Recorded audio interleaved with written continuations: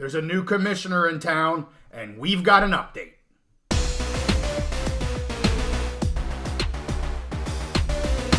The PAC-12 is always in the news, so we're back on the big mountain to keep you updated.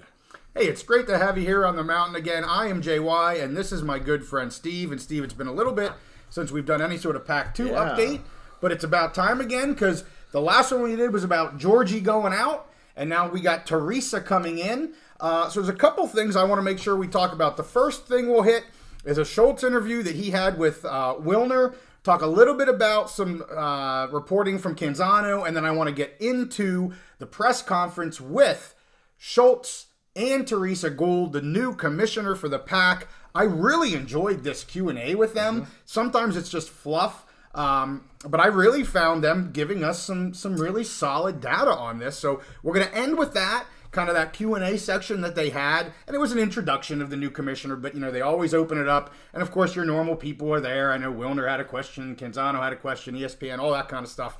But let's start with an interview with Kirk Schultz, the Washington State president, about a week and a half ago with John Wilner.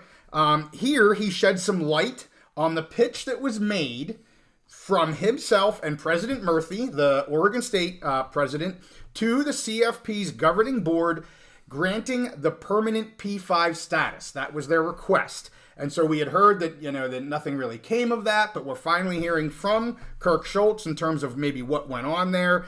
Quoted from him, there wasn't a great deal of support. Yeah. So not too surprising. We kind of knew that was going to be the case. But, you know, you're going to hear me say this, I think, throughout. Really appreciate how Schultz is handling this. You've said that many, many times.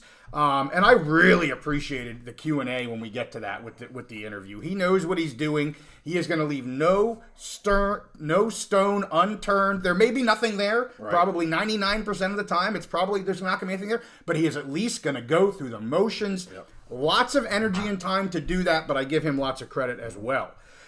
He stated one of the reasons given for there not being a lot of support was that there was not a revenue model determined yet moving forward. We said that the last time. It's hard to plan 2026 when nobody knows what 2026 is going to be, and I know we're going to be doing an episode later this week, I think, a little bit about the CFP. So more to come on that from the mountain. Schultz then went on to talk about the future of the playoffs. Again, something we're going to be talking about later on. He basically called it a mess. He said the commissioners meet to discuss the playoffs on a regular basis, and the presidents meet to approve things every couple of months or so.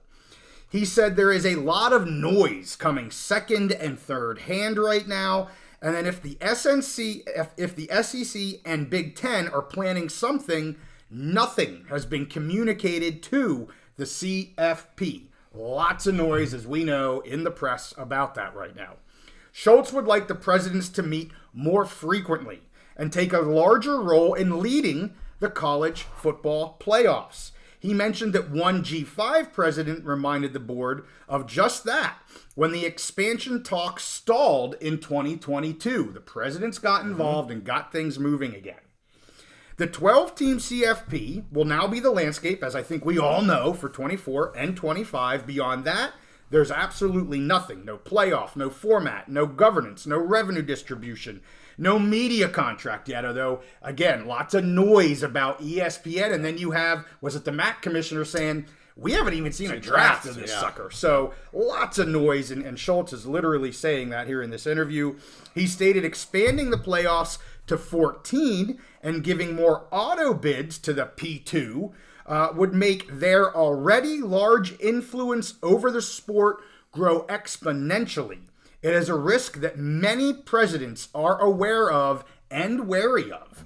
I totally understand that from him and probably everybody, unless you're the P2 right now.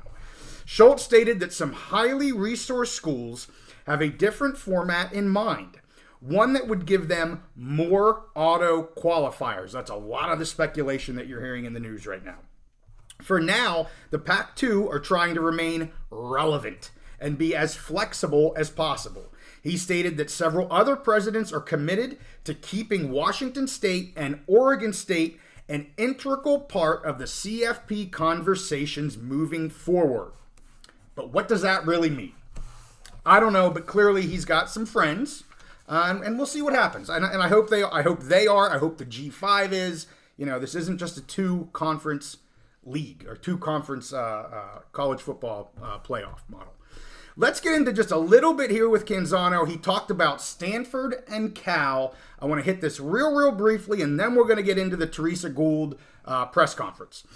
So, reporting from Canzano is that both Cal and Stanford have said that they would never come back to a PAC conference that would include Boise State or Fresno State. They say the only Mountain West schools they would play are Colorado State and San Diego State.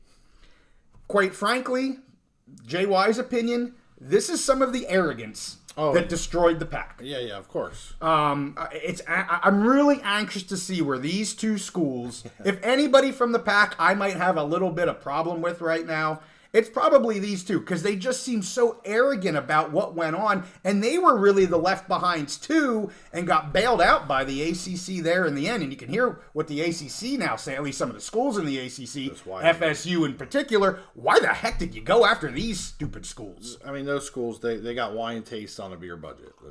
That's the way it goes. There you have it. Yeah. A lot of people point to the academic piece for them. Sure. But don't... And Stanford, outside of football, Stanford is great in all of the Olympic sports and all that kind of stuff. But, who knows who... I mean, I guess the ACC wanted them. We'll see what happens with the ACC. Yeah. So, my thought on that is, okay, whatever. Who asked you? Well, my thought on that was they were the table scraps. Right. I don't think they understand. Maybe they do understand it and they're just playing off that they don't. But I don't know. I don't understand it at all. But anything on that first interview before I want to get into the press conference? Some really good stuff here in the press conference. So I just want to touch on Schultz. As you know, I've been a huge proponent of his all the way. And I didn't know the guy from Adam, before August or, September time frame. Yeah. But not only has he continued to advocate for his school and for the Pac-12, I look at him now with the way things are going and with the way the Power 2 conferences are trying to kind of swing their stick around and use their power, as he's kind of the one voice, the one guy that's kind of standing up for everybody else. Yeah. The lower of what used to be the Power 4, Power 5, the lower school programs there, all the G5. He's kind of that lone, because he's seen it. He's seen what happens when the P2 comes looking for you. Schultz has seen. He's been there and seen what happens, and what's the aftermath of that. Yeah. So I think he's a really good voice in the sport. If you're not in the Big Ten or you're not in the SEC, I think Schultz is that guy he's speaking the truth and he's fighting for everybody else. Well, let's get into the press conference. I'll do a real quick lay the groundwork here, but then we're going to get right into the Q&A because some really good information here. So, officially, Teresa Gould began her tenure as the PAC commissioner on March 1st. That was Friday. She is the first woman to lead a P5 conference. She's committed for a 2-year contract, which aligns with the WCC agreement. And for now, it's a 1-year Mountain West. I certainly think it's probably going to be 2. But for now, it's a 1-year agreement with the Mountain West and can be extended. So she's kind of committed to this 2-year, let's figure this out, transition phase. Where are we going to lead, or where we're going to go after that? For the next 3 months, she basically said it's basically going to be business as usual, just getting through the spring sports season. And then things will dramatically change after that. So remember, I think a lot of people forget that they're still running a P5 conference right now. Yeah. They still have the championships of winter season and all of spring sports season to go. There's a lot that needs to be done here with a conference. And the PAC's going to be putting a lot of teams into the NCAA tournament, which is one of the biggest money makers for the NCAA and for all schools across the country. Right, absolutely. Well, let's get into some of the Q&A, and it went back and forth between both Kirk Schultz and Teresa. I'll let you know who's answering these because they kind of did a tag team approach as we did this. First question that I want to talk about it was, where does Washington State and Oregon State want to end up, and what is their timeline? Kirk took this one on, said there is no timeline. They want to stay as flexible. You're going to hear this repeat a little bit of the last interview, but he does get into more detail here. They want to be as flexible as possible to make sure their options are open and they do not rush to a decision.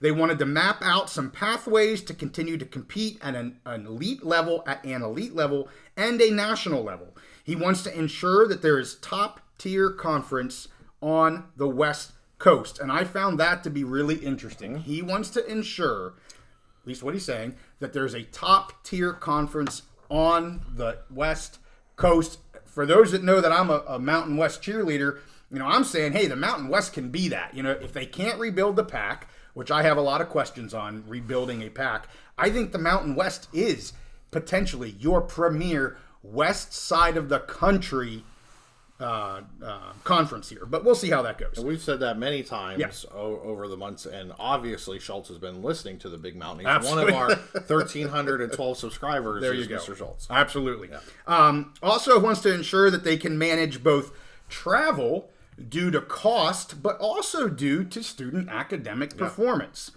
Whatever option they choose, he says, let's do it on the West Coast. Here to Schultz. I totally agree with him. I want that to happen. Next question. What about the CFP? Gould chimed in. She says she wants to ensure that both Washington State and Oregon State have reasonable access to the CFP, and they are treated fairly.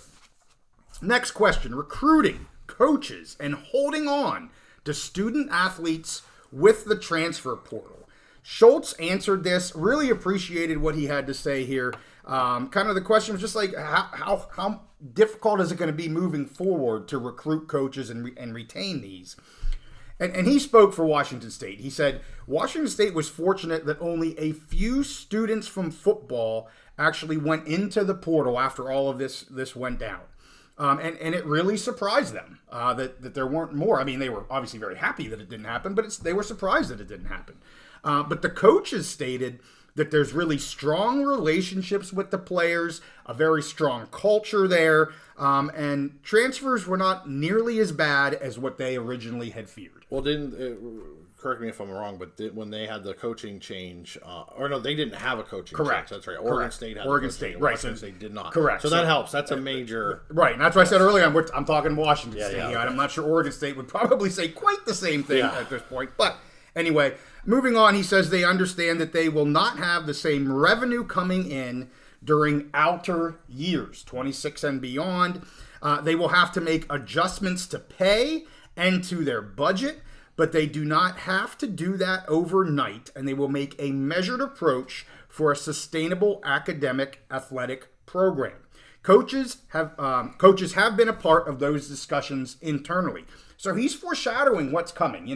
They've oft said that we fund as a P5 program, we run things as a P5 program. This is the first time I've kind of heard him say, now he didn't say we're not a P5 program, but he is saying we fully are aware we're likely going to be adjusting to something different.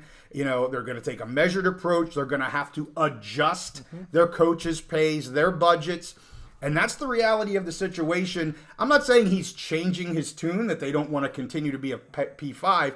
But clearly, as you're talking 2026, that's the reality of where they are here. Yeah, and as I've said a few times over this situation, the decision makers, the presidents, they are always going to kind of have a different tone of what they're saying compared to athletic directors and compared to coaches. Right. Because they have to look at that 20,000-foot view and have that perspective. Yep. Next question. How are they going to draw a distinction publicly between the West Coast Conference and the Mountain West Conference? Because that's who they're going to be playing, by and large. We're going to do scheduling episodes later this week about football. And how are they going to distinguish themselves, even though they're playing almost a normal Mountain West football schedule? What are they going to do to make sure they're a little bit different, or a lot of bit different, right? Sure. So Schultz says it's a fine balance, but they are very appreciative of the Mountain West and the West Coast Conference. And I really appreciated his answer here. He says, if the positions were reversed, how would I want to be treated, right? And that's a great way to look at this. What he would not want, if the positions were reversed in that situation, is to bring someone in that's first thing is to talk about that it's leaving and taking teams with them. However, on the other hand, they know the position that we are currently in, the PAC-2, with a multi-year window for a final landing spot. We must keep the communication open and not just strut in and think we're better than everybody else, because if we do that, and I quote, he said, we will get our ass kicked. Yeah. And I went, holy cow, I love to hear that. Right. He goes on, it's important to keep the partnership there and for Teresa to work with her colleagues so that a future partnership, or about what a future partnership might look like. We will continue to be careful with language and continue to do what is best for our two institutions. He hit this sucker out of the park for me. Next question. What is your level of concern that the P2 might not be acting in the best interest of college sports in general? Again, we're going to get into college football playoffs here in another episode. But Gould responds, she believes that everyone is aligned on being committed to a path that has adaptability. Whatever the plan is, they must be able to adjust to the ever-changing landscape. Really nice, vanilla type of answer from a commissioner. I'm not sure what else you would expect from any commissioner at this point. She's not going to throw anybody under the bus, I mean, for Pete's sake. So not a lot of beef on that meat stick, but I wouldn't have expected much, right? So that's what she said. That's what she said. Oh, Steven. All right, next one. What are your thoughts on a potential breakaway? Schultz chimes in here, which quite frankly, I would prefer hearing from him because it just puts her in a very, very difficult situation. Yeah. So Schultz chimes in. He says, it's easy to throw hand grenades at the NCAA. If you get rid of it, you'll need to stand something else up as a separate organization to do what they're currently doing.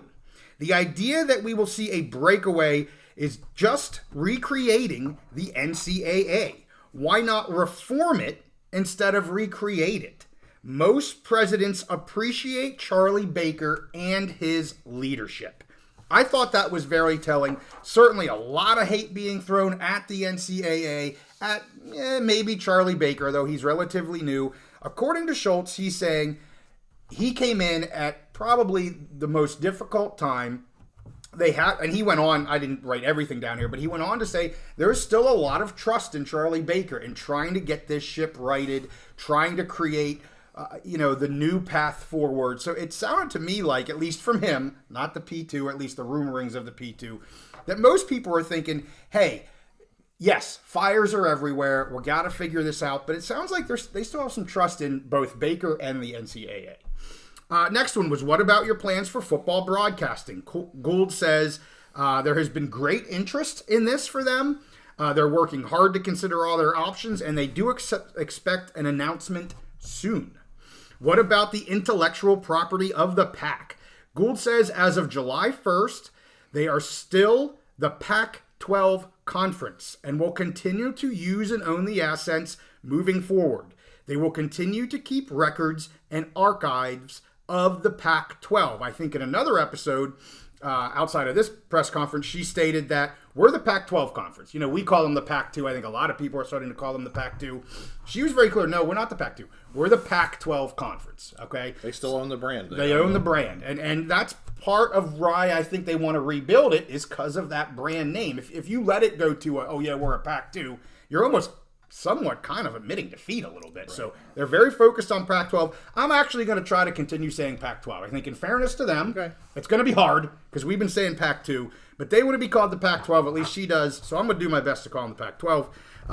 What are your thoughts for the Pac-12 networks going forward? I said about a month ago, I think this could be very telling as to where they could be headed moving forward. She says they're going to continue to operate the studio for the next year, 24-25. They will think of it as a valuable and unique asset moving forward, and they will continue to have discussions on how to leverage that in the future. And I said that's one option for them. Are they going to view it as an asset and hopefully a revenue-producing asset, or is it going to become more of a liability? Clearly to them, for now, it's an asset. Let's see what we can do with this. Let's try to make some money out of it.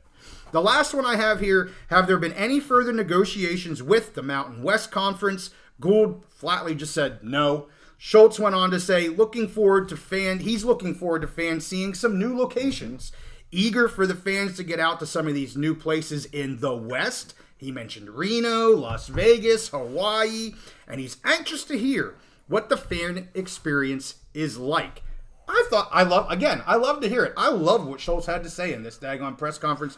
He kind of won me over. I've been a little hot and cold on him a little bit, but he did a great job with when he was talking about the Mountain West, that they are now a partner with them. They're in an agreement with them. They're not above them. They're not below them. They are just, that is what they are this year. And he's really banging the drum about this premier West Coast Conference. And I agree. I'm banging that drum too. I would love for it to be the Mountain West, but irregardless of the name, as you said before, we've got to have a premier West Coast Conference, period. What are you thinking, Steve? Yeah, so just to go through a few things, excuse me. For Gould, it makes perfect sense the way she's approaching this. Is it Gould? Gould? I don't know. Gold. Sorry, go ahead. Let's treat her like Gould. So. Wonderful. Okay. All right. So, it makes perfect sense, and I'm glad to see that she's approaching it this way. She's kind of a caretaker. It's a 2-year transition, 2-year bridge to whatever comes next, and we don't know yet. Nobody knows yet. So, and she's being careful. Her thing is, they've had 2 really bad commissioners, I think, in my opinion, a lot of people's opinion. The last 2 commissioners just crapped the bed, and she's trying to come in there and not make anything worse. Right. Just kind of let's get us through the next 2 years and not make things worse. So, to me, Schultz is still kind of the leader. He's obviously the lead voice in the way he answered his questions. As far as travel, it makes so much sense. Both of these schools have talked about continuing the regionality. It's for multiple reasons. One, that the time slots. Those are some prime time slots, premier time slots that there's not a lot of inventory in those time slots. And there's people, that's how you fell in love with the Mountain West to begin with. There's people, they love, the whole Pac-12 after dark type thing. And, people still like watching college football at 8, 9, 10, 11, 12 o'clock at night. It's my favorite time to watch college football. Exactly. Too much crap going on during big noon kickoff for crying. I'm fortunate if I can watch a big noon kickoff. You got to go. So. Your wife, we got to go take our wives to the apple picking for their Instagram pictures and all that stuff. And, so anyways, the regionality, hugely important for the time slots, also for travel. Outside of football makes millions of dollars. Most of these other sports just scratch to break even. Right. I've been following Oregon State's baseball team, and also Washington State. I'm pretty sure they have a baseball team. Yeah. Anyways, mostly Oregon State. And so I've been following scores and just where they travel and where they go to, and I've seen, especially out west this year, multiple games that were canceled or not canceled, suspended. They get to a certain point and it's tied or whatever, and they're just like, we can't finish this game because we got a plane to catch. Because baseball can't afford every game they go to. They can't just charter their own flights. Right. They're not Penn State football or Oregon football or whatever. If there's a plane schedule, that plane's leaving with or without them.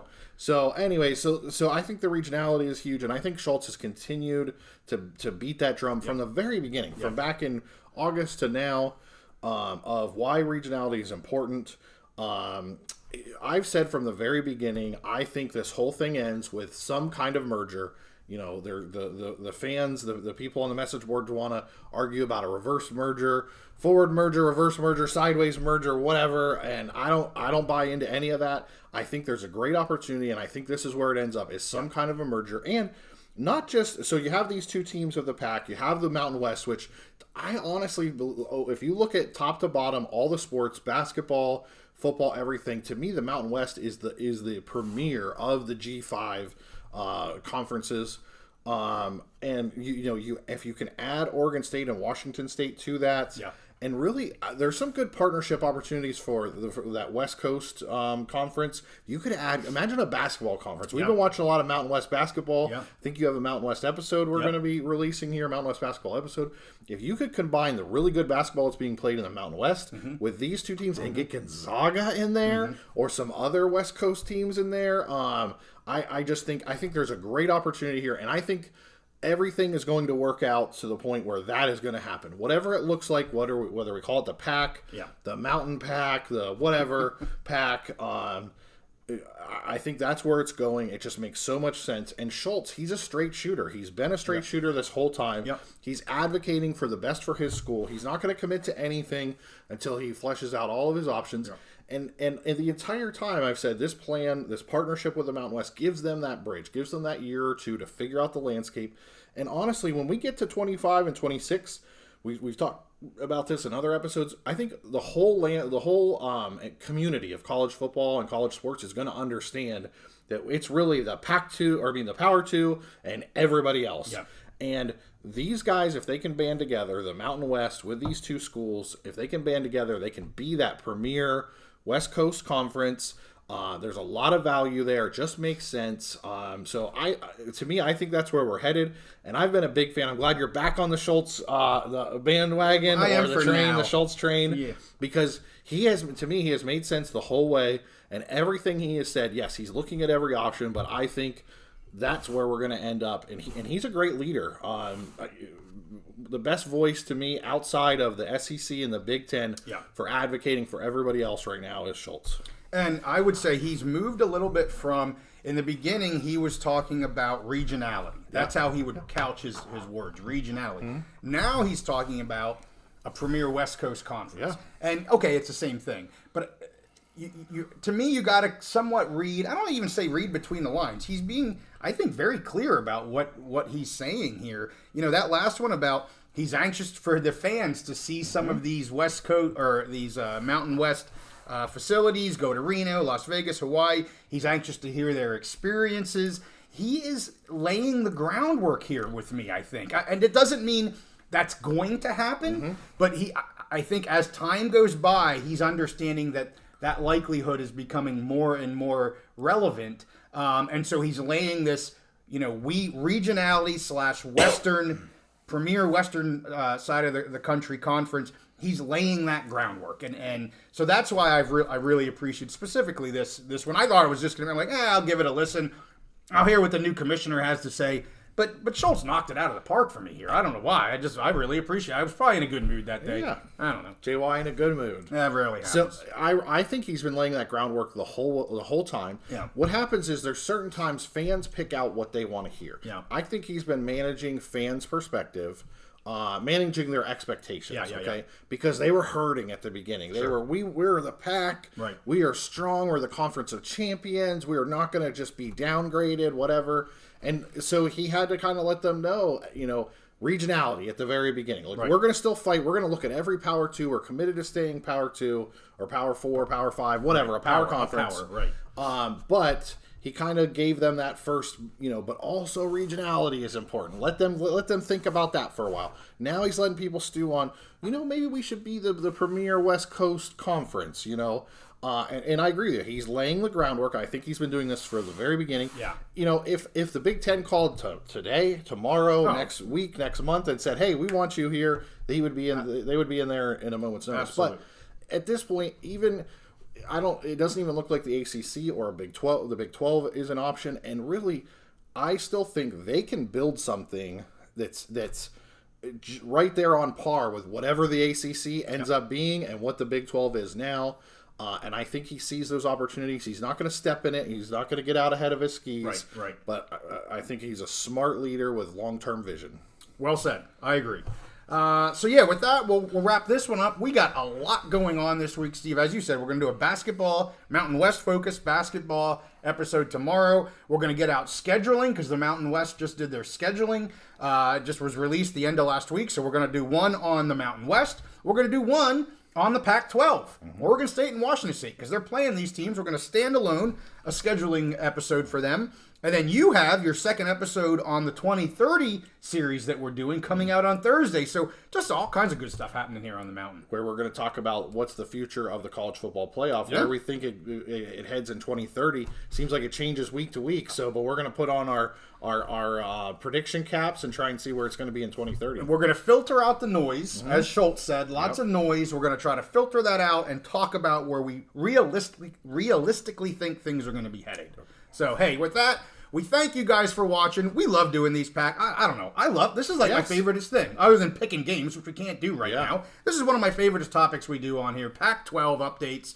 So with that, make sure you guys give this one a like, Subscribe if you like our content. We will stay on the Pac-12. I say it every time we do it. We're staying on the Pac-12. And with that, we'll see you guys next time on the Big Mountain.